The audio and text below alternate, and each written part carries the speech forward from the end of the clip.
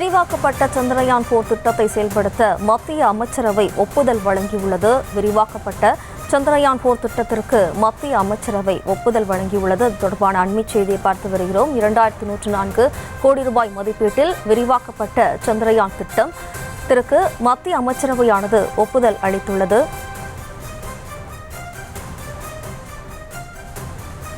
விரிவாக்கப்பட்ட சந்திரயான் 4 திட்டத்திற்கு மத்திய அமைச்சரவை ஒப்புதல் அளித்துள்ளது. 2104 கோடி ரூபாய் மதிப்பீட்டில் விரிவாக்கப்பட்ட சந்திரயான் 4 திட்டத்திற்கு மத்திய அமைச்சரவையானது தற்போது ஒப்புதல் அளித்துள்ளது.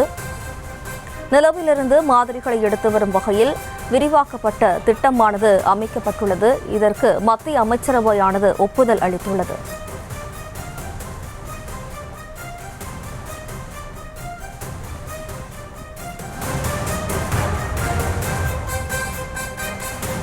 விரிவாக்கப்பட்ட சந்திரயான் 4 திட்டத்திற்கு மத்திய அமைச்சரவை தற்போது ஒப்புதல் அளித்துள்ளது. இது தொடர்பான கூடுதல் விவரங்களோடு நமது மூத்த செய்தி ஆசிரியர் ரகுமான் இணைகிறார். வணக்கம் ரகுமான் சார். தற்போது விரிவாக்கப்பட்ட சந்திரயான் 4 திட்டத்திற்கு மத்திய அமைச்சரவை ஒப்புதல் அளித்துள்ளது.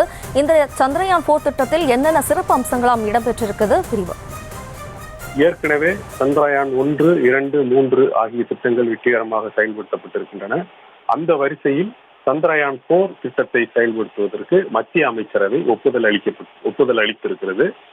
இந்த சந்திரயான் 4 திட்டம் என்பது ஏற்கனவே இஸ்ரோவால் பரிசீலனையில் உள்ள திட்டம் தான். அதற்கான அந்த முன்னெடுப்புகள், அதற்கான திட்ட வரைகளை எல்லாம் அவர்கள் ஏற்கனவே வைத்திருக்கிறார்கள்.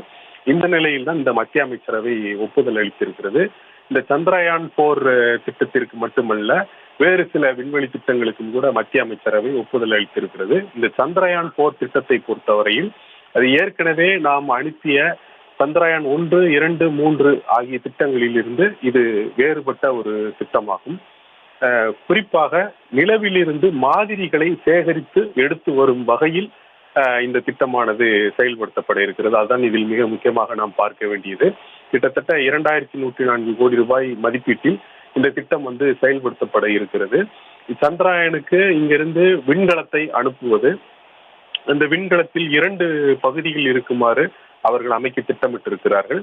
ஒரு பகுதியானது நிலவினுடைய சுற்றுவட்ட பாதையில் சுற்றி கொண்டிருக்கும். மற்றொரு பகுதியானது நிலவினுடைய தரையில் இறங்கி அங்கு மாதிரிகளை சேகரித்து அதை கண்டெய்னர்களில் அடைத்து அதன் பிறகு அந்த மாடியூலானது மீண்டும் மேலெழும்பி இந்த சுற்றுவட்ட பாதையில் இருக்கக்கூடிய அந்த மற்றொரு விண்கலத்திற்கு அங்கிருந்து பூமிக்கு அந்த நிலவிலிருந்து அந்த மாதிரிகளை எடுத்து வர திட்டமிட்டிருக்கிறார்கள்.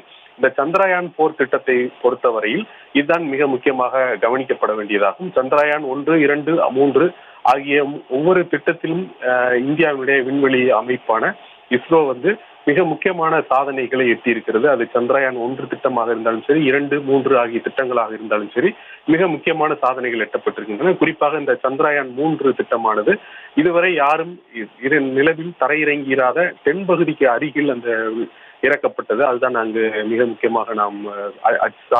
முக்கியமாக சாதித்த ஒரு அம்சமாகும்.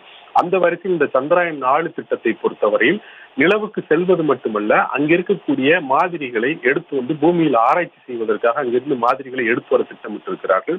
இதற்கேற்ற வகையில் அந்த விண்கலம் வடிவமைக்கப்பட்டிருக்கிறது. அந்த விண்கலத்தினுடைய பகுதிகளையும் அதற்கேற்றவாறு திட்டமிட்டிருக்கிறார்கள். நிலவினுடைய அனுப்பப்படக்கூடிய விண்கலத்தினுடைய ஒரு பகுதி தரையிறங்கி அங்கிருந்து மாதிரிகளை சேகரித்து மீண்டும் சுற்றுவட்ட பாதைக்கு அங்கிருந்து பூமிக்கு இந்த மாதிரிகளை எடுத்து வரும் வகையில் ஒரு விரிவான திட்டமாக இது திட்டமிடப்பட்டிருக்கிறது. அந்த வகையில் ஒரு மிக முக்கியமான அறிவிப்பாக இது பார்க்கப்படுகிறது.